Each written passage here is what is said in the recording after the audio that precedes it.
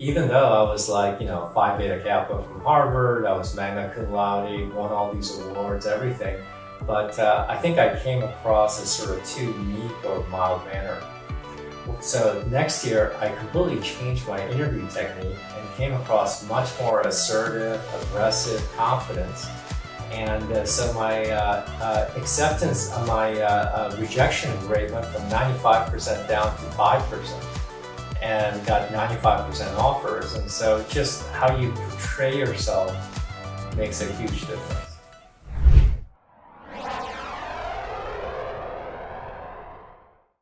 I think a couple of things that's really important to be a good businessman is one is you need to be a good leader, because it's impossible to do things all by yourself.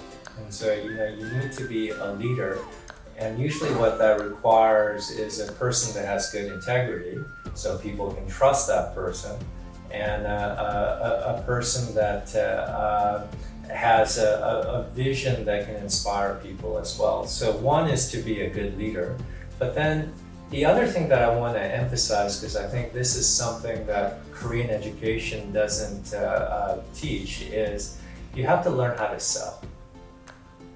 Being able to sell, I think, is so important to be successful in business.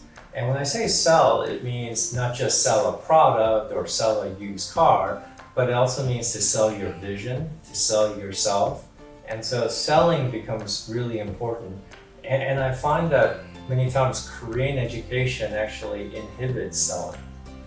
In particular, I think for Koreans to be good at selling, they need to unlearn being Confucius. Related to what's a good US businessman is a study that an MIT professor recently came out comparing success of what he calls South Asians in the United States versus East Asians. East Asians are Koreans, Japanese, and Chinese versus Indians or Pakistanis.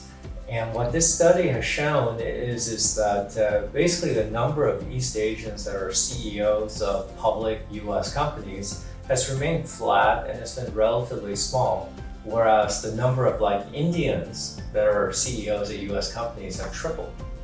You look at the CEO of Microsoft, you look at the CEO of Alphabet, IBM, they're all Indian Americans. And so he went and did analysis of this because he saw the same results from MBA students and others in businesses in the United States as well too. And it turns out that it's not because of passion or commitment or hard work or things. Both groups have that equally. But it turns out that South Asians are much better at selling than East Asians, that they're come across as much more assertive, much more confident. And he attributes this to the fact that East Asian culture really emphasizes Confucianism, which is about filial piety, it's about harmony, it's about sort of fitting in.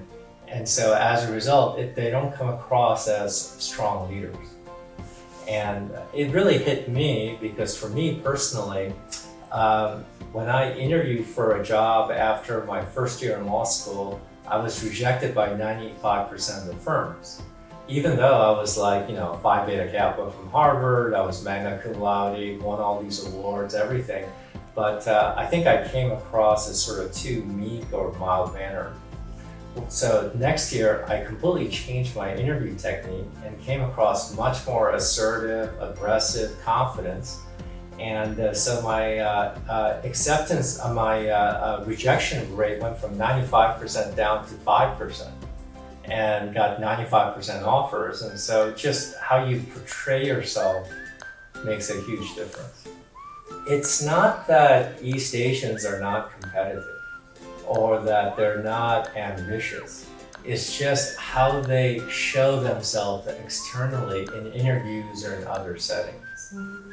And so I think that's the key is that confusion is teaching people to appear meek and mild. It doesn't mean that a person really is that. The most frustrating and unsuccessful investment is a company called Affinity Circles. And the reason is so frustrating is it could have been so successful, but I lost my entire investment.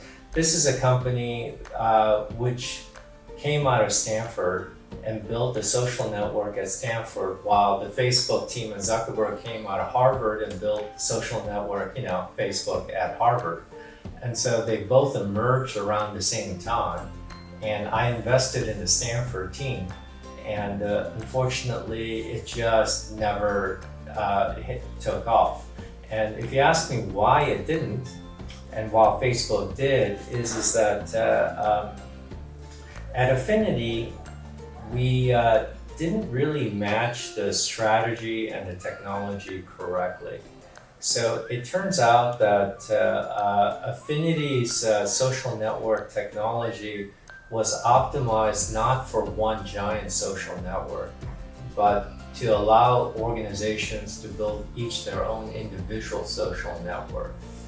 And so if you wanted to build one giant social network, it was not the right architecture. But because of the success of like Facebook, they tried to go into that and was not the right fit. And then they tried to go after like professional social networking, but they were late behind LinkedIn. And so as a result, they didn't really catch the third wave either, which is to create social networks for each one of the communities, which also became a successful business. So I had 3 chances and sort of missed each one. On the other hand, I would say that so far our most successful investment is a company, Talkdesk, which is founded by a young Portuguese first-time entrepreneur. And it's a cloud-centered cloud software company, and they just raised money at $10 billion.